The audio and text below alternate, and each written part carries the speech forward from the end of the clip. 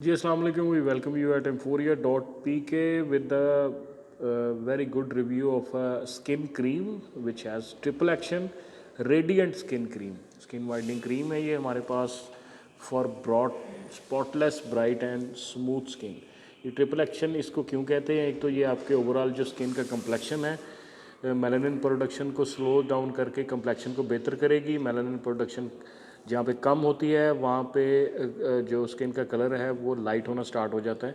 Secondly जो है natural extract इसके अंदर जो है वो मॉइस्चर प्रोवाइड करते हैं और आपकी जो ओवरऑल स्किन जो है वो उसमें सनलाइट और पोल्यूशन के जो इफेक्ट्स आ रहे होते हैं उनको ये मिनिमाइज़ करते हैं।